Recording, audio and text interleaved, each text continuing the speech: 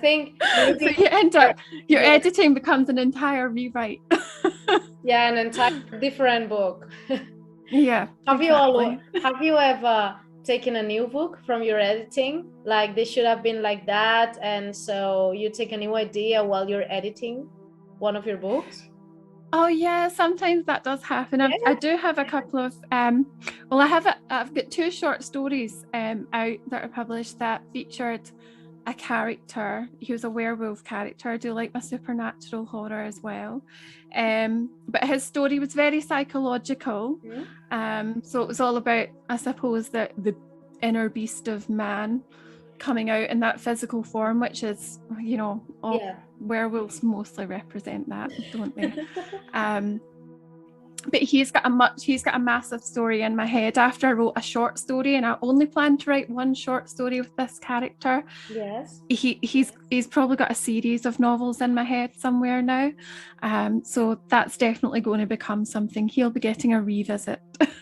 So yes, that certainly happens, where you put in one character, one event, and you think, oh, actually, that could be huge. Like that needs to be something else. And you get that new idea. And do you have a favorite character of yours?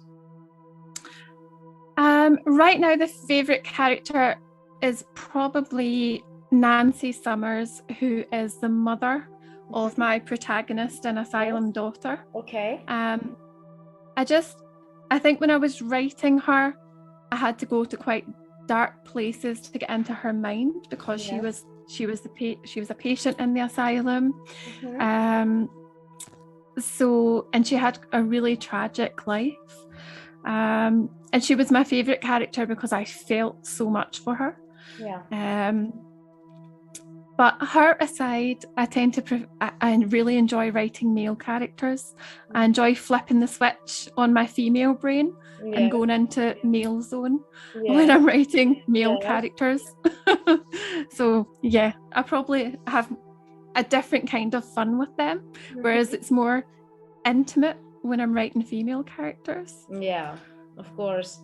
Well, that has to be a difficult thing. I have heard a lot of complaints from readers about male authors not being able to write proper female characters, because like somehow they cannot get into the mind of a woman, and they just do stupid things that a woman would never do.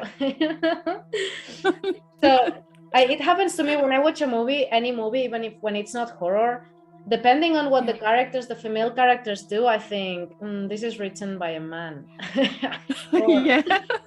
I'm sure. So it's so complex, because you have to get into the mind of male, female, children, crazy people, sane people, psychopaths, and I find that wonderful. I mean, I find it so difficult to even think of it. And just a random question that I love to ask everyone is, if you had to choose a superpower, which one would be? It's a difficult one, eh? Imagine. Yeah. My 7-year-old asks me this all the time, and I change it every time she asks. Are you ready for the question? No, I'm never ready for it. Let me see. Well, being a huge Doctor Who fan, I'm just going to say to be able to travel back in time, forward in time, and anywhere you want. Multi-dimensional time travel. I'll go with that. Wow, that's an amazing one. Mine is always to be able to breathe underwater. Oh, that's an amazing one. I love the water. I love water, but I'm never strong enough to go. And I always think, wow, if I could just swim under the ocean, it's something. And if you could shapeshift underwater as well and be like this amazing, fierce mare creature, that would be cool. Right.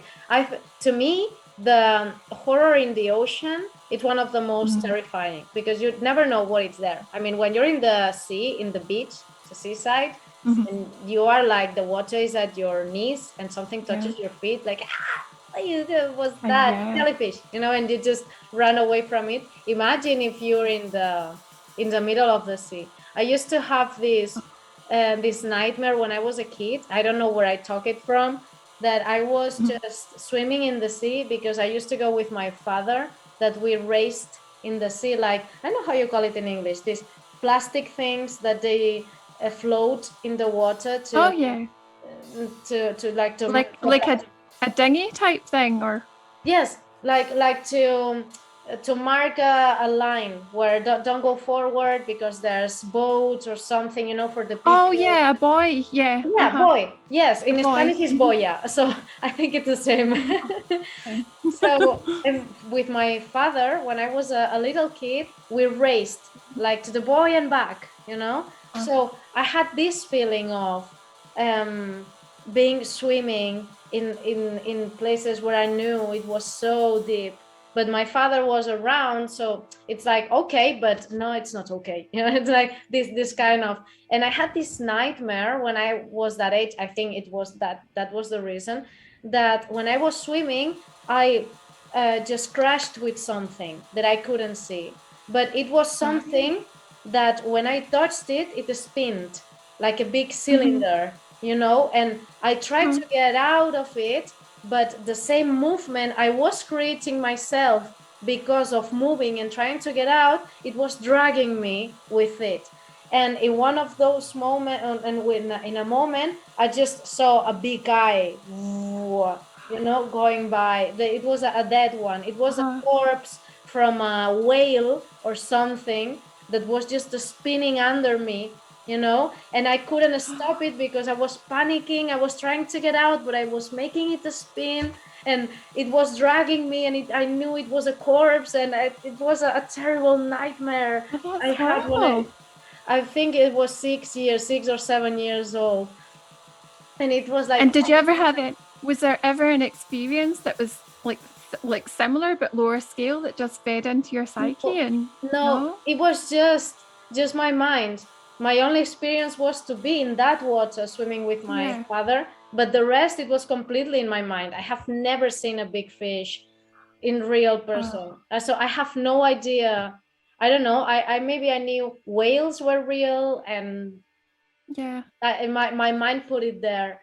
I don't know. I remember my mother telling me that the good fish in the store was the one that has shiny eyes, and the eyes that are like white, it's because the fish is old. So I think I made a mix with the bad eye of the whale, like going. And I remember I still cringe with the feeling, you know, of seeing that big dead eye just going spinning around me, like That's the thing I think about the ocean as well. It's so foreboding, it's so vast, and there's still so much unknown under there that we don't know, we can't see, you can't control when you're out there either if you're in deep water. And it makes me think of that horror movie actually. I think it was called Deep Water, with the two, it's like a couple, and the whole movie is this couple stuck in the middle of the ocean floating. And all these horrific things happen. Don't watch it actually, it's not a movie for you. It's not a movie for you, but it's very psychological because it's all how our mind sees things and they can't feel what's under them, so it's that's awful. You should write a short story about that. I can't write more than 2 lines. I give you the right, you do it. Okay, you do the drawings, I'll do the story. Okay, I can draw that. I have it here. I can Excellent. draw that.